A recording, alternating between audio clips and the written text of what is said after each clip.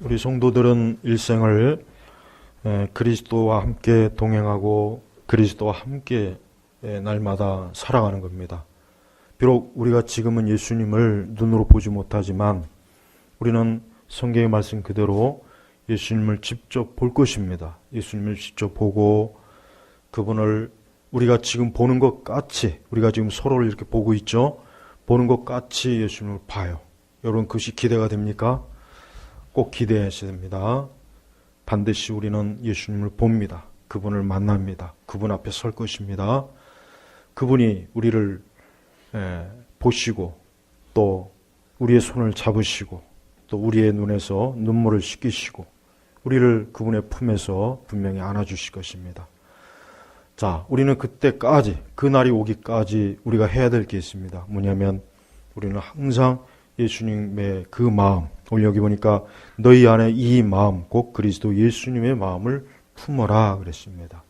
인간의 가장 근본적인 문제는 마음의 문제예요. 마음의 문제입니다. 우리는 속으면 안 됩니다. 사람의 가장 중요한 문제는 자기 마음을 어떻게 자기 마음이 어떠하냐에 따라서 자신의 삶과 또 자신의 모든 것들이 다 어때요? 그것에 의해서 결정되는 거예요. 그래서 여러분 잠언에 보면은 마음에 대해서 많은 말씀이 나오죠. 즉 사람의 마음에 무엇이 들어가 있느냐, 무엇을 추구하는지, 그 마음이 어떠한지에 따라서 그 사람이 결정이 되는 것이고 그 사람의 인생이 결정되는 것이고 그 사람의 그 길이 확정이 되는 것이에요.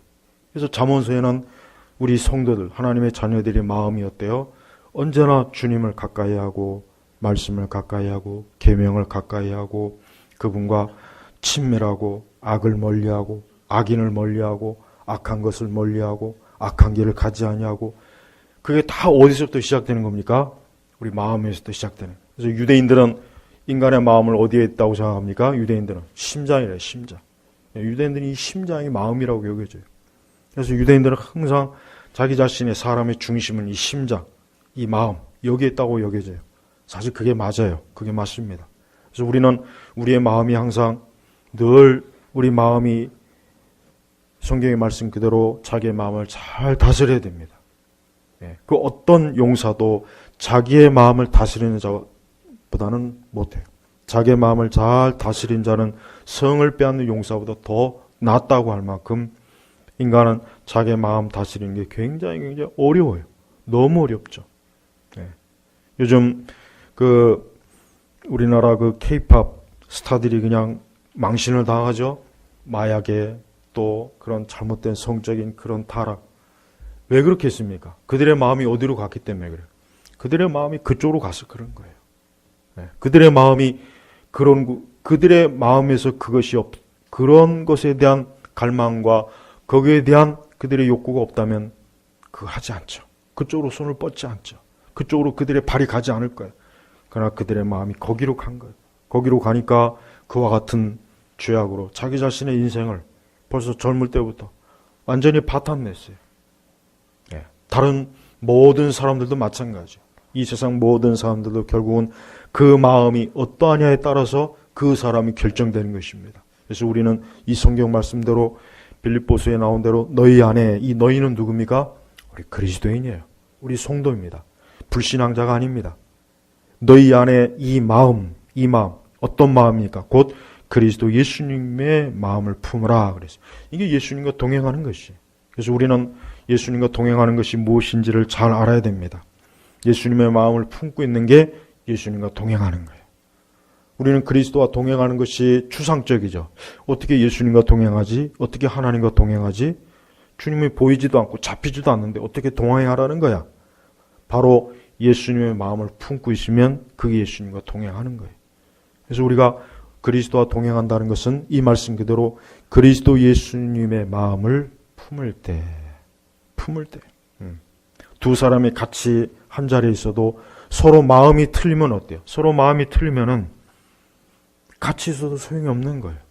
한 자리에 같이 있어도 서로 마음이 전혀 다르면 그건 이미 벌써 서로하고는 상대방하고는 아무 상관이 없는 거예요. 그래서 우리는 같은 자리에 있다고 해서 같이 있는 게 아닙니다. 마음이 같이 있어야 돼요. 멀리 떨어져 있어도 마음이 같이 있으면 함께 하는 거예요. 그죠? 하지만 가까이 있어도 서로 마음이 멀어요. 달라요. 그럼 서로 천리 말리 있는 겁니다. 우리가 예수님을 가까이 한다. 예수님을 가까이 한다.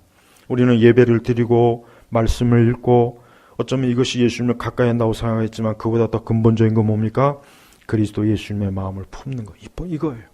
그럼 어떻게 하면 그리스도 예수님의 마음을 품는 게 뭔가? 이게 중요합니다. 무엇보다도 우리의 생각이 예수님과 같아야 돼요.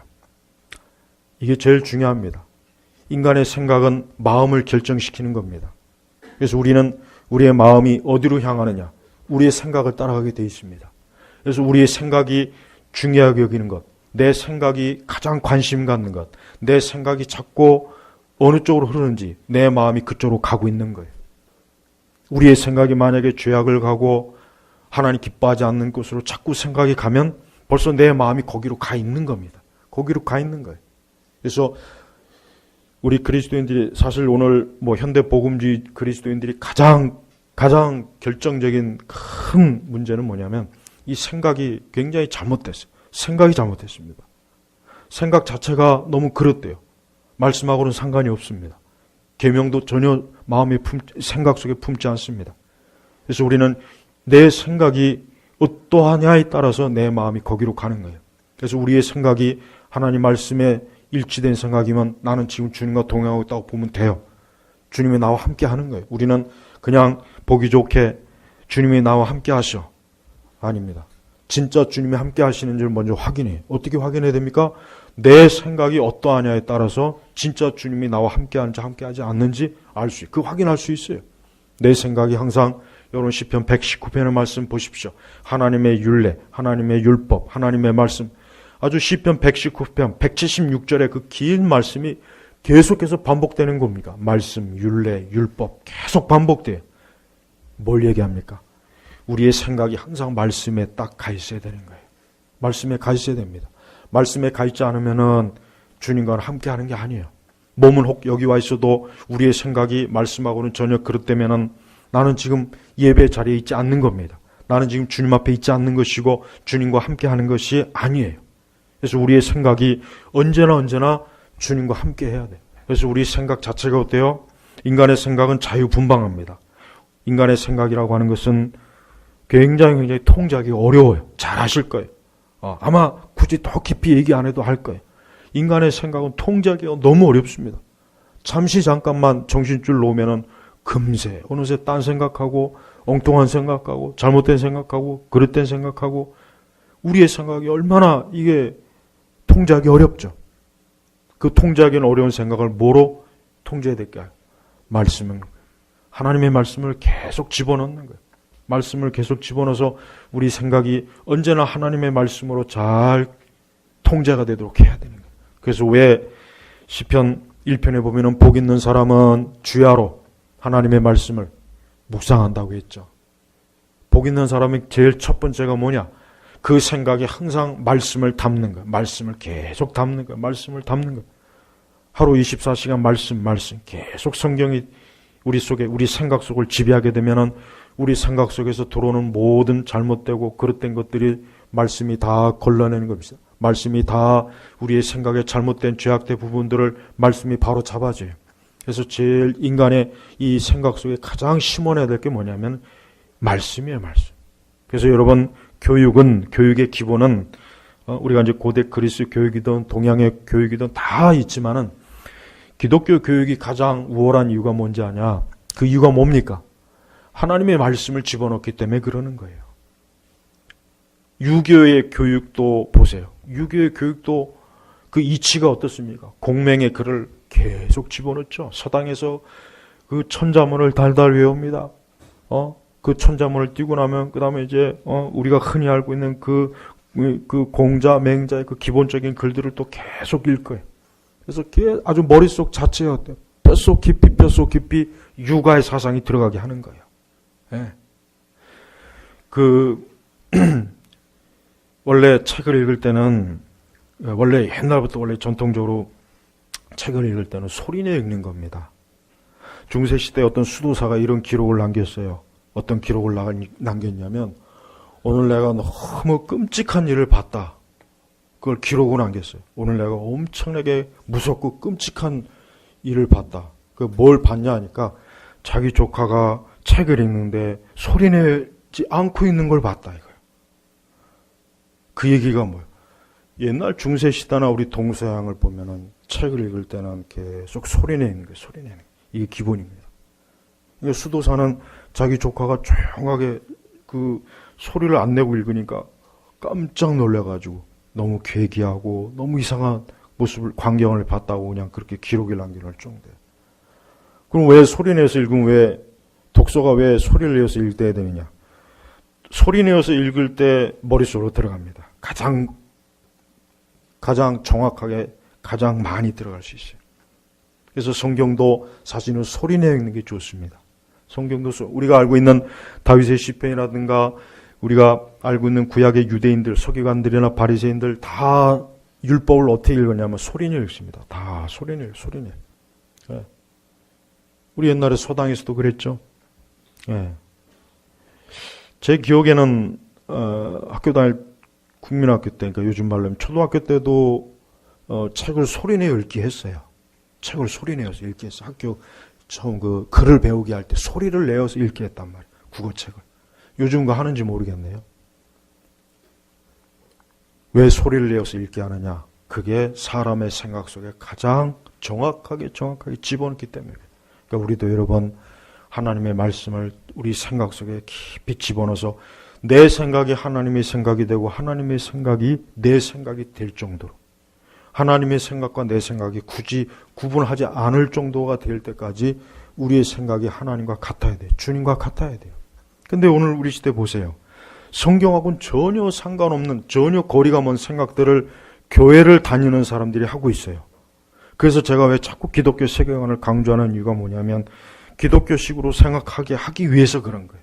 기독교적인 즉 하나님의 진리에 근거하기 위해서 근거한 생각을 하도록 하기 위해서 기독교 세계관을 제가 자꾸 강조하는 이유가 바로 그것 때문에.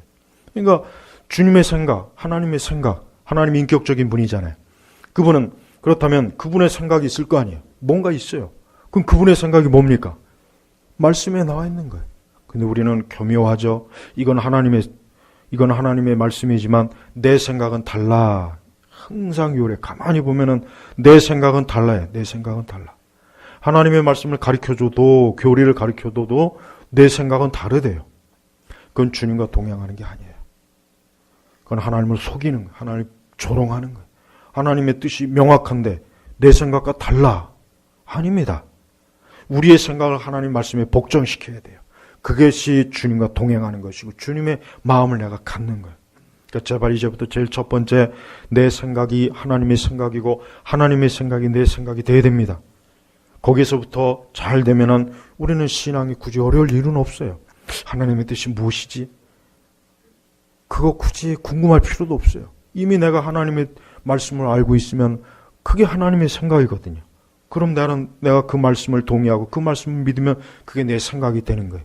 그게 하나님과 동행하는 겁니다. 주님과 함께하는 거예요. 주님을 모시는 거예요. 이게 사실 제일 안 돼 있습니다. 이게 제일 안 돼 있습니다. 우리의 생각과 하나님의 생각이 서로 달라요. 너무 달라요. 그래서 성경에 오죽하면은 너희 생각과 하나님의 뜻과 너희 생각이 다르다 그랬잖아요. 그만큼 성경에도 유대인들이 하나님의 말씀과 뜻을 자꾸 자기들의 생각 속에 집어넣지 않고 자기 마음대로 생각하는 거예요. 그러니까 하나님께서 너희 생각과 내 생각은 다르다. 이게 다르다. 너희는 그런 생각하는데 나는 그런 생각하지 않는다. 그러니까 하나님께서는 하나님의 자녀들과 교제할 때 언제나 이 생각이 하나님과 일치되는 거 원해요. 우리 안에 하나님의 뜻과 합치되지 않는 생각은 그건 버리십시오. 무조건 버려야 돼요. 천만인이 그 생각을 지지한다고 해도 하나님이 반대하고 하나님이 싫어하는 것이고 하나님이 아니오면은 아닌 거예요. 세상이 뭐라고 해도. 두 번째는 우리의 감정이 하나님과 함께 해야 돼요. 이것도 중요합니다. 인간의 감정도 통제하기 어려워요. 심지어는 어떻게 보면 첫 번째보다 더 어려워요. 내가 하나님을 알고 하나님의 지식도 아는데 내 감정이 그것과 동의하지 않을 때가 많아요. 이게 얼마나 많습니까? 우리의 마음은 또 우리의 지식과는 별개로 흘러갈 때도 많습니다. 그래서 우리의 마음이 주님의 마음과 같아야 돼요. 예수님 마음이 내 마음이고 내 마음이 예수님 마음이 되어야 되는 거예요. 진짜 두 사람이 연합되려면 마음이 같아져야 됩니다. 잘 아시죠? 그래요. 두 사람이 서로 같으려면 마음이 서로 같아야 돼요. 마음이 서로 다르면 진짜 그거야말로 힘들어요. 오히려 지식이 다른 것보다 더 힘들어요. 마음이 서로 달라요. 내가 품고 있는 마음과 이 사람이 품고 있는 마음과 서로 다르면 그 두 사람은 같이 손을 붙잡고 있어도 남남이에요. 전혀 다른 사람이에요. 그래서 우리는 마음이 같아야 돼. 우리 예수님과 내 마음이 같아야 돼. 예수님이 기뻐하는 것 내가 기뻐해야 되고, 예수님이 싫어하는 것 내가 싫어해야 되고, 예수님이 슬퍼하는 것 내가 슬퍼해야 되고, 예수님이 원치 않는 것 내가 싫어해야 돼. 이 감정은 정말 이거는 말할 게 너무 많은데, 우리 시대는 이 감정의 노예들이에요. 이 감정의 노예들이에요. 그릇된 감정의 노예들, 그릇된 욕망의 감정의 노예들이 돼버렸어요. 다 욕망. 예. 좌파들이 왜 문제가 있냐면은, 그들은 생각과 지식에 의해서 움직이는 것이 아니라 인간의 내적인 타락한 감정에 의해서 움직이기 때문에 그래요. 그게 동물적입니다. 좌파는 동물적이에요. 예. 인간의 극한 타락한 본성을 보여주는 게 이 좌파들입니다. 그래서 절대 여러분 좌파 사상에 오염되면 안 돼요. 정말 그거는 해결책이 없어요. 죽어야만 해결이 나요. 죽어야만. 그만큼 지독한 겁니다. 그만큼 인간의 마음을 파괴시키고 타락시키고 오염시켜요. 잘못된 그런 마음들 때문에. 그래서 우리는 우리의 마음이 언제나 예수님 마음, 예수님께서 긍휼과 사랑과 자비의 마음을 갖고 계시면 나도 역시 긍휼과 사랑과 자비의 마음을 가져야 돼요. 또 예수님께서 분노하시고 진노하시고 싫어하는 것은 나 역시 그걸 분노하고 싫어하고 해야 되는 거예요. 우린 예수님께서 기뻐하지 않는 걸 내가 기뻐하면 안 돼요. 예수님께서 기뻐하는 것을 내가 또 싫어하면 안 됩니다. 바로 마음이 일치가 돼야 됩니다. 우리의 마음이 예수님 마음이어야 돼요. 그래서 항상 우리가 어떤 감정을 느낄 때 내 이 감정이 정말 주님이 기뻐하시는 감정일까? 주님께서 좋아하시는 감정일까? 한번 살펴보십시오. 사실은 얼마나 잘못된 감정들이 많습니까? 근데 사람들은 단순히 자기가 기분 좋고 자기 마음이 뿌듯하고 자기 마음속에 뭔가 자기 감성적으로 자기가 뭔가 훈훈하면 그걸 좋게 생각해요. 나쁜데도 그걸 좋게 생각하는 거예요. 그걸 조심해야 됩니다. 우리는 성경에 예수님을 보면은 엄밀하게 말해서 예수님은 약간이 아니죠. 예수님 하나님의 아들이시니까 그분은 우리가 정상적으로 생각하는 것에 벗어나는 경우도 많아요. 근데 그게 정상입니다. 인간의 가장 정상적인 모습은 예수님에게서 찾을 수 있어요. 그래서 우리는 그분이 느끼고 그분이 슬퍼하고 그분이 애통해하고 그분이 기뻐한 것, 우리도 그것을 동일하게 느껴야 돼요. 예수님께서 성경에 보니까 믿음이 큰 자, 믿음 있는 자를 예수님은 기뻐했어요. 그렇죠? 예수님 믿음이 적은 자를 탄식했습니다. 기도하지 않는 제자들 때문에 예수님이 마음이 상하셨어요. 우리도 동일해야 돼요. 우리도 우리 자신에 대해서 그래야 됩니다. 우리는 세상에 대해서 마찬가지예요. 우리는 세상에 대해서도 이 세상을 어떻게 느끼느냐, 어떻게 우리의 감정을 어떻게 이 세상에 대처하느냐는 건 어려울 게 없습니다. 예수님께서 어떻게 느끼고 어떻게 감정을 가지느냐, 그것만 알면 돼요. 그래서 우리는 매사에 주님의 감정을 살펴야 돼요. 예수님이 기뻐하시나? 예수님이 이걸 좋아하시나? 예수님께서 이거를 흡족해 하실까? 항상 이게 우리의 관심사입니다. 내가 좋고 내가 기쁜 거는 두 번째. 그건 두 번째입니다. 우리는 예수님의 감정을 따라가야 돼요. 우리의 감정도 그분에게 복종해야 됩니다. 그리스도를 주로 모신다는 건 다른 것이 아니에요. 내 생각도 내 지식도 내 감정도 그분에게 복종해야 되는 거예요. 그 자기를 부인하는 게 바로 그걸 얘기하는 것입니다. 그러니까 자기를 부인하는 게 어렵죠. 그래서 어려운 거예요. 더더군다나 우리의 감정이라고 하는 게 얼마나 통제하기 어렵습니까? 이것도 어려워요. 뻔히 이건 줄 알면서도 이쪽으로 마음이 가요. 이건 잘못됐는데 내 마음의 타락한 본성이 자꾸 이걸 좋아해요. 그게 얼마나 미치는 일, 그게 얼마나 우리의 양심을 파괴시키는 일이지 않습니까? 그러나 우리는 우리의 감정을 철저하게 그리스도께 복종시켜야 돼요. 그게 예수님을 주로 모시는 겁니다. 우리는 예수님을 주로 모시는 것을 이런 부분까지는 생각을 하지 않아요. 지금 시대는. 그냥 겉으로 드러나는 것, 표면적인 것, 형식적인 것만 자꾸 생각하죠. 그러나 주님은 우리의 내면, 우리의 속, 우리의 감정, 우리의 지식에 그것까지도 너희가 나에게 복종하고 있느냐? 나를 따르고 있느냐? 내게 순종하고 있느냐? 바로 그것입니다. 그래서 우리는 이 세상은 하나님을 따르고 하나님을 기쁘시게 하는 일은 이 세상에 관심이 없어요. 세상 그런 데 관심이 없습니다. 그러나 진짜 하나님의 자녀들은 하나님을 기쁘시게 하고 하나님을 사랑하고 그게 우리의 관심사예요. 내 관심사는 그거예요. 우리의 관심사는 그겁니다. 그래서 참된 하나님의 자녀들은 언제나 하나님이 기뻐하시는 것을 쫓아요. 늘 거기에 마음을 둬요. 그래서 주님이 기뻐하시면 내가 기쁘고 내가 좋은 거예요. 그러나 주님께서 싫어하시면 나 역시 싫어하는 거예요. 성령께서 우리 안에서 근심하신다고 했죠? 바로 그겁니다. 성령께서 왜 탄식하고 근심하겠습니까?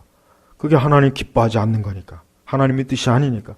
하나님의 생각이 아니니까. 하나님이 기뻐하는 감정이 아니니까 성령께서 탄식하는 거예요. 계속 탄식하는 거예요. 그래서 성령이 충만하고 하나님 말씀이 충만한 사람은 성령의 탄식에 민감하고 예민합니다. 아, 주께서 내 안에서 탄식하시는구나. 주님이 이걸 기뻐하지 않는구나. 주님이 이걸 싫어하는구나. 주님께서 이것을 별로 좋아하지 않는구나 하고 벌써 성령께서 탄식할 때 어때요? 우리가 그걸 이 감정에서 그걸 누리는 거예요. 그걸 느끼는 거예요. 그래서 여러분, 여러분의 감정이 주님 감정과 똑같도록 해야 돼요.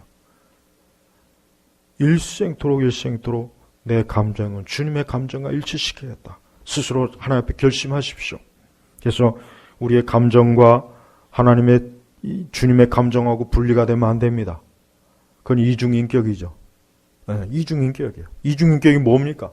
겉과 속이 다른 게 이중인격이잖아요.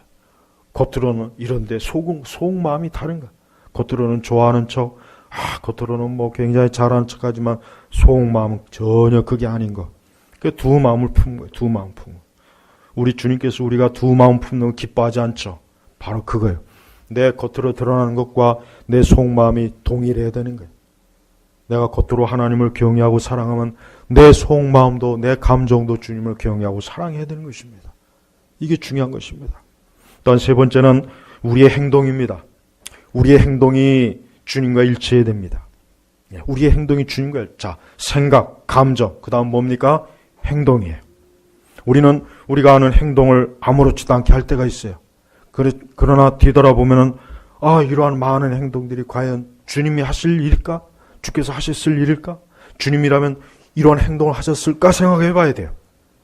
주님께서는 우리가 어떻게 행하는지에 대해서 엄청나게 관심이 많아요. 그래서 야고보서가 나온 거예요. 그래서 야고보서가 쓰여진 것입니다.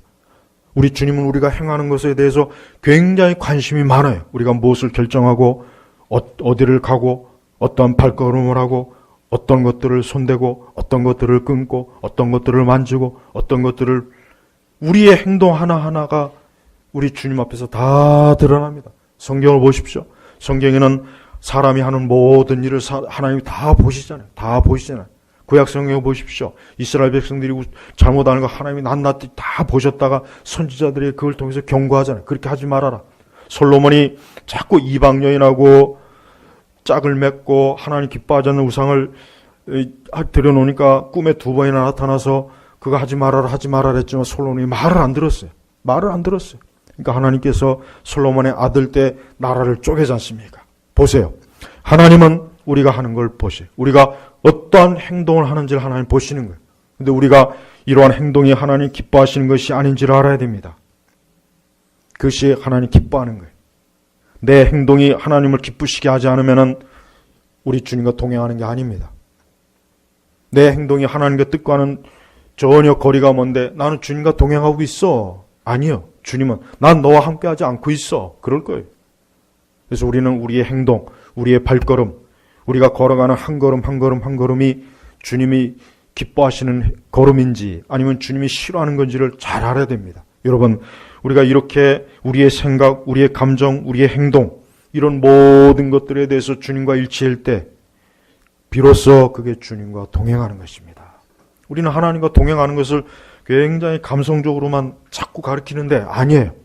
하나님과 동행하는 것은 철저하게 이성적이어야 돼요. 물론 영적이어야 되겠지만서도 우리는 우리 생각, 내 감정, 내 그 행동 이 모든 것들이 하나님 기뻐하시는 것이 돼야 돼요.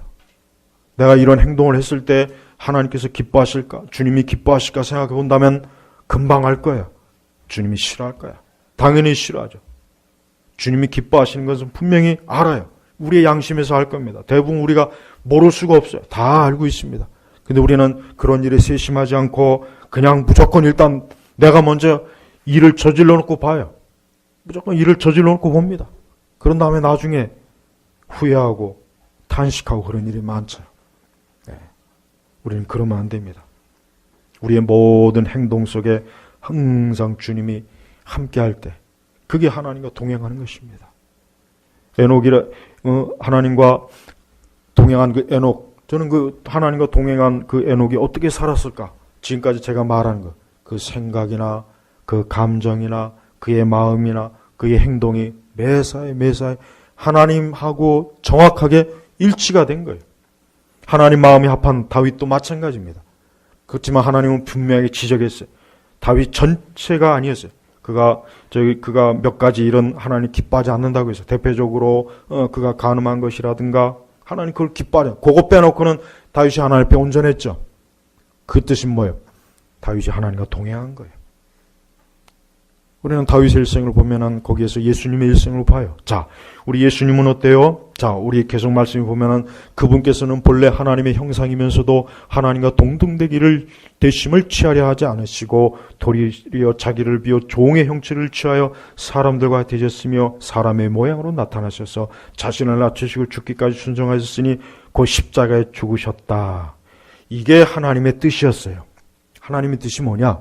예수님이 죽기까지, 십자가에 죽기까지 하나님께 복종하는 거였어요. 예수님은 그 하나님의 뜻을 그대로 성취했어요. 예수님은 자기가 임의로 말한다고 하지 않았어요. 오직 하나님의 뜻을 너희에게 증거한다고 했습니다. 바로 십자가 사건이 그겁니다. 사실 예수님께서는 겟세마네 기도 때 할 수만 있으면 이 잔을 치워달라고 했잖아요. 그때 예수님이 솔직하게 기도한 거예요. 그러니까 기도는 솔직해야 돼요. 기도는 절대 없는 말을 하면 돼요. 이 기도는 꾸며내면 안 돼요. 기도는 항상 있는 말, 솔직하게 하나 앞에 드려야 돼요. 예수님마저도 주여 할 수만 있으면 이 잔을, 이 쓴 잔을 좀 치웠으면 좋겠습니다. 하지만 내 뜻대로 하지 마시고 아버지 뜻대로 바로 보십시오. 예수님은 모든 걸 하나님의 뜻에 자기 자신을 복종했어요. 어디까지 복종했느냐? 십자가에 죽으셨다. 십자가에 진짜 죽으셨어요. 하나님 뜻이 뭐냐? 독생자 예수님이 십자가에 죽으시는 거예요. 그래야 우리의 죄가 대속이 되는 거예요. 속죄가 되는 거예요. 우리의 형벌이 그분으로 인해서 그분이 내 대신 형벌을 받으심으로 내가 형벌을 받지 않는 거예요. 이게 하나님의 뜻이에요. 그래서 예수님 알았어요. 이게 아버지의 뜻이라는 거 알았어요. 그 뜻을 그대로 순종했잖아요. 보세요. 그분의 생각, 그분의 마음, 그분의 행동이 어떻습니까? 철저하게 아버지 하나님을 쫓았죠. 우리도 그래야 되는 거예요. 여러분, 이것이 쉽지는 않습니다. 지금같이 이런 가벼운 기독교 시대는 이런 말씀을 아마 들어도 별로 시큰둥할 것이고 그걸 어떻게 해요 우리가? 아마 그럴 거예요. 하지만 우리가 진짜 하나님과 동행하고자 한다면 반드시 그래야 됩니다. 그래야 돼요. 그래야 하나님께서 우리와 동행한다고 하나님이 인정해 주셔요. 복음서에 보면은 예수님께서는 매사에 항상 하나님의 뜻을 늘 이루었어요. 하나님의 뜻이 그분은 가장 중요했어요. 그분에 대해서 사람들이 뭘 얘기하는 전혀 예수님 아예 신경도 안 썼어요. 오직 하늘에 계신 하나님의 뜻이 중요한 거예요. 하나님이 기뻐하시면 예수님도 기뻐하고 하나님이 싫어하는 건 예수님도 싫어한 거예요. 우리가 매사에 우리의 신앙이 얼마나 그 정도로 좀 그런 부분에 있어서 까다롭다면은 얼마나 우리의 삶이 경건의 그 일반적인 수준보다 더 높이 올라갈 거 틀림없습니다. 그래서 여러분 매사에 항상 하나님과 동행하십시오. 또 우리의 대화가 하나님과 같아야 됩니다. 우리의 대화가 하나님과 같아요. 우리의 말, 우리의 대화가 주님과 일치가 돼야 돼요. 지금 이 시간 우리가 주님과 같이 대화한다고 생각해 보십시오. 우리가 얼마나 많은 부적절한 대화를 우리가 그동안 해왔나 우리 스스로가 알 거예요. 우리가 하는 모든 대화 속에서 언제나 주님과 일치돼야 됩니다. 언제나 일치돼야 됩니다. 주님하고 어울리지 않는 대화는 하지 않는 게 좋습니다. 하지 않도록 해야 됩니다. 혹 완전하지 못하겠지만 그래도 그러려고 힘을 써야 돼요. 사실 우리 주님께서는 우리의 슬픔이나 우리의 환난이나 우리의 고통 속에서 늘 함께 하시는 분이요. 예수님은 도망치는 분이 아니에요. 우리가 고통받고 어려울 때는 저 멀리 가 있다가 그거 지나가면 다시 옆에서 오시는 그런 기회주의자가 아닙니다. 주님은 우리가 고통받을 때, 제자들은 예수님이 십자가에서 죽으셨을 때 그분이 고난받으실 때 다 도망갔죠. 다 도망갔잖아요.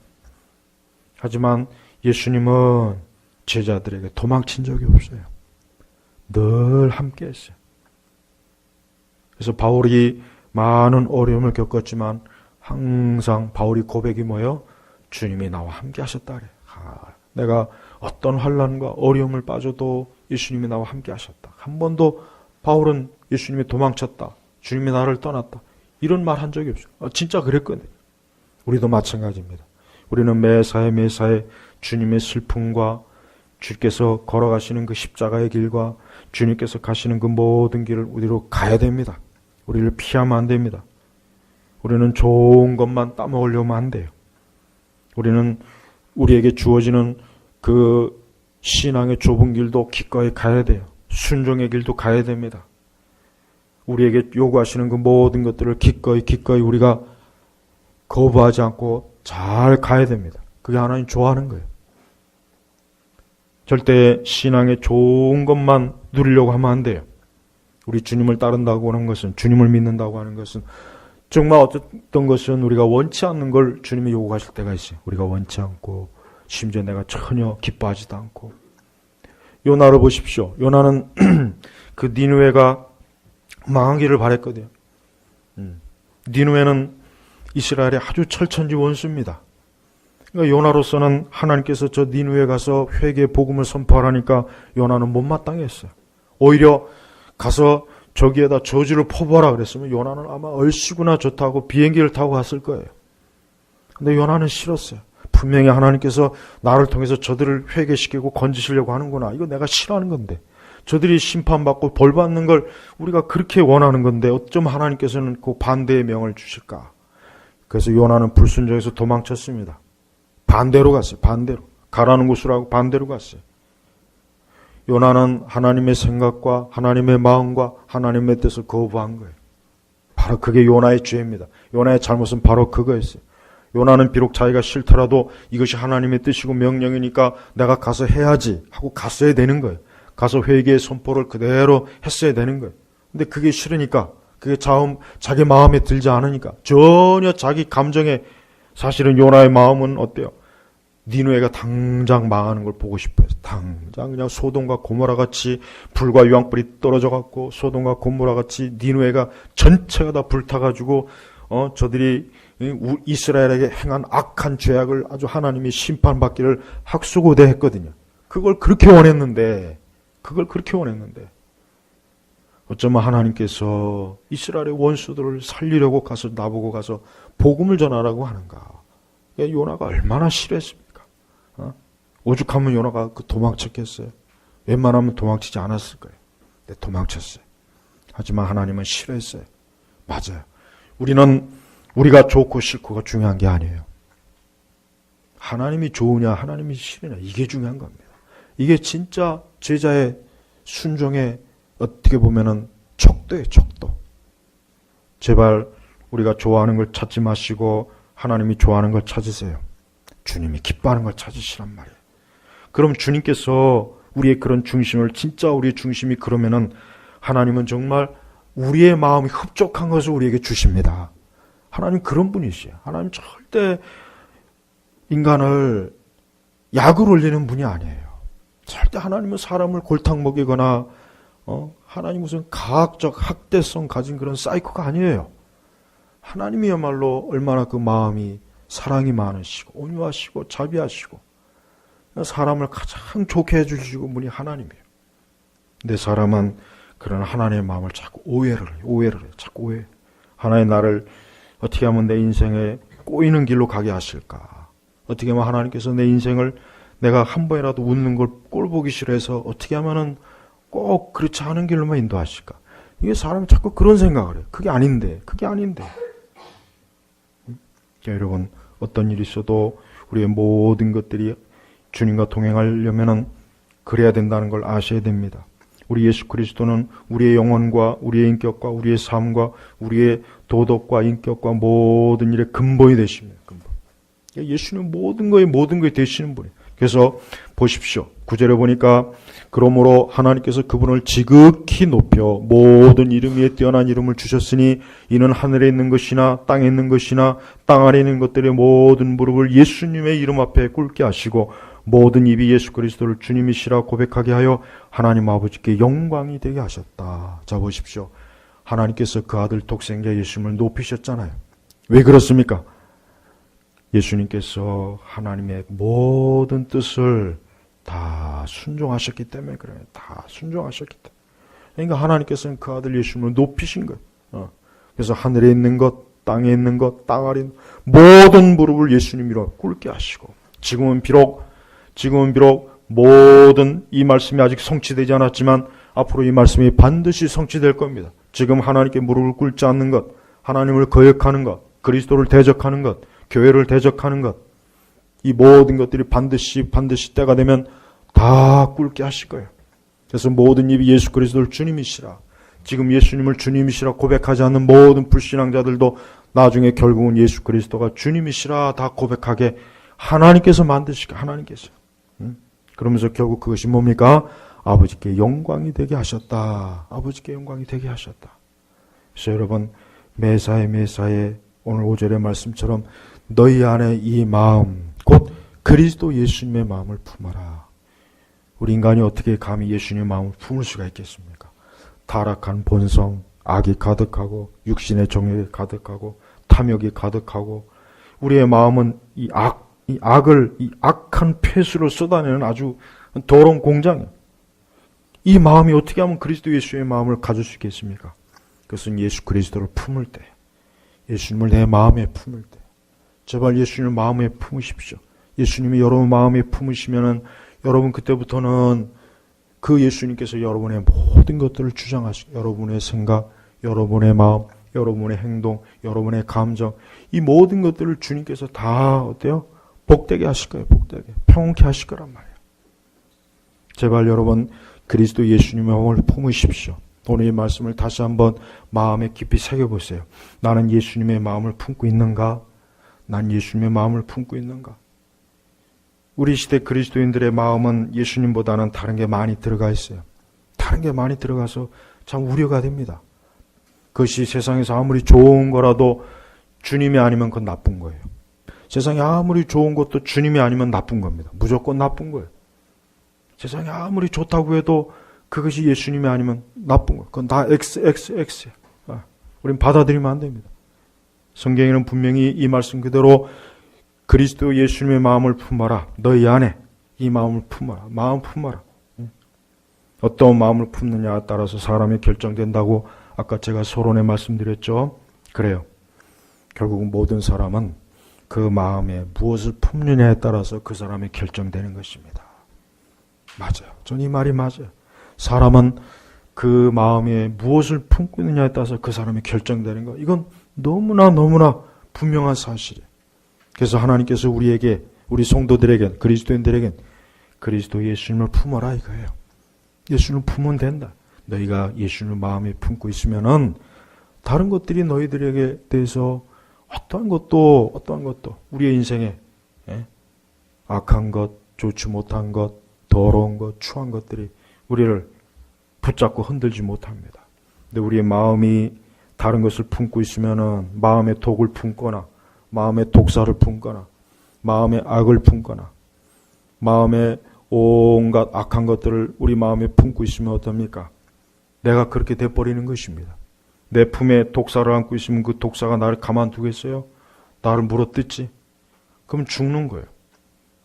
얼마나 많은 인생들이 마음에 독한 독뱀을 품고 살아요. 그러다 결국 망하는 겁니다. 우린 예수님을 품어야 돼요. 예수님을 품으면은 거기에 생명이 있습니다. 거기에 소망이 있습니다. 거기에 기쁨이 있고 안전함이 있어요. 안심할 수가 있어요. 이게 난 제일 좋다고 해요. 안심할 수 있다는 거. 안심이 된다는 거. 이게 얼마나 좋아요. 여러분 한 주 동안 살아가는 동안 특별히 오늘 빌립보서 2장 5절의 마음을 한번 깊이 한번 이 말씀 한 구절만 좀 한번 매일 읽어보세요. 나는 과연 오늘 이 하나님 말씀, 성경의 말씀대로 분명히 너희 안에 이 마음, 곧 그리스도 예수의 마음 품으라고 했는데 나는 이 마음을 정말 품고 있는가? 정말 내 마음에서 이 마음을 품고 있는가? 한번 생각해 보십시오. 우리는 이 마음을 어쩌면 이제까지 한 번도 품어본 적이 없는지도 몰라요. 그냥 예수님의 이름을 부를 줄만 알았지. 그냥 예수님, 예수님 그럴 줄만 알았지. 정말 그리스도 예수님의 마음을 품지는 않았을지도 모른다고요. 성경의 사복음서에는 예수님 그리스도께서 어떻게 행하셨고 어떻게 말씀하셨고 어떻게 생각하셨고 어떻게 그분이 모든 것들을 결정하는지 세세하게 나와 있죠. 그게 다 예수님의 마음이에요. 가늠한 여인을 돌로 쳐 죽이라 했을 때 우리 주님도 같이 돌로 치지 않았습니다. 그를 궁일히 여겼어요. 삭개오 같이 야비한 세금장이한테 모든 사람이 그를 싫어하고 그를 벌레처럼 여겼지만 예수님은 그 삭개오와 함께 그 집에 머물렀습니다. 예수님의 마음이 그대로 나타나잖아요. 여러분들이 이 사복음서를 잘 읽어봐야 돼요. 제가 자꾸 사복음서를 중요하게 여기는 이유는 이 사복음서를 가만히 읽어보면은 정말 여기에는 예수님의 마음이 그대로 담겨 있어요. 그래서 우리가 예수님의 마음을 알고 싶으면은 사복음서를 읽어보면 돼요. 예수님이 어떻게 하셨고 어떻게 하셨고 예수님은 궁일이 여기시 사랑도 많으시고 온유하시고 자비하시고 예수님만큼 좋은 분은 정말 없습니다. 하늘이나 땅에나 없어요. 그러니까 여러분 제발 예수님을 친밀하게 여기십시오. 저는 우리 시대 기독교가 너무 똑똑한 체 하는 게 아주 싫어요. 너무 똑똑한 체 하는 거예요. 똑똑한 체. 그 똑똑하면 그래. 똑똑하면은 똑똑해도 좋아요. 그러면 그만큼 예수님 마음을 더 많이 품고 예수님을 더 사랑해야 되는데 그건 점점 더 똑똑하면 똑똑할수록 그게 점점 더 없어지는 것 같아요. 참 희한하죠? 그런 게 정상은 아닌데. 우리 주님은 우리가 똑똑하고 대단해서 걸 우리가 원치 않습니다. 우리 주님은 오늘 말씀 그리스도 예수의 마음을 품는 걸 좋아하세요. 바로 이걸 좋아하십니다. 이걸 제일 좋아하세요, 주님. 근데 우리가 정작 이 마음을 품지 않으면 이 마음이 없는데 우리가 많은 것으로 꾸미고 많은 것으로 막 처바르고 온갖 것으로 막 기독교의 모든 신앙의 것들을 다 끌어모은다 한들 주님께서 기뻐하시겠어요? 전혀 아니죠. 무엇보다도 그리스도 예수의 마음을 풀려면 오늘 말씀 그대로 도리어 자기를 비워 종의 형체를 취하여 자기 자신을 철저하게 낮추고 겸손하게 그렇게 살아가는 거예요. 제발 우리 제네바 교회 모든 성도분들은 오늘 이 말씀을 좀 깊이 이제까지 올해 그 어떤 설교보다도 이 말씀에 귀를 기울였으면 좋겠어요. 그리스도 예수님 마음을 품어야 되겠구나. 이 마음을 품지 않으면 안 되는구나. 이 마음을 품고 기도해야 되고 이 마음을 품고 내가 예배를 드리고 이 마음을 품고 찬송도 드리고 이런 마음을 품고 주의 일도 하고 이런 마음을 품고 내가 사회생활도 하고 가정생활도 하고 그렇게 살아가는 거예요. 우리가 제발 이 마음을 품게 해달라고 하나님 앞에 계속 많이 좀 기도하시기를 주님의 이름으로 축복합니다. 기도하겠습니다. 하나님 아버지 감사합니다. 오늘 특별히 빌립보서의 말씀 너희 안에 이 마음 곧 그리스도 예수님의 마음을 품으라 했는데 주여 이 말씀을 그동안 혹 읽어왔던가 들어왔던가 이 말씀을 배웠던가 그건 둘째치고 진짜 우리 모두에게 그리스도 예수님의 마음을 품게 하시고 이 마음으로 살아가도록 이끌어 주옵소서. 한 주간도 우리 교우들 예수 그리스도의 마음으로 살아가도록 우리 주님께서 도우시고 더욱더 주님께서 함께해 주시기를 간절히 기도하며 살아계신 우리 주 예수님의 이름으로 기도 올렸습니다. 아멘.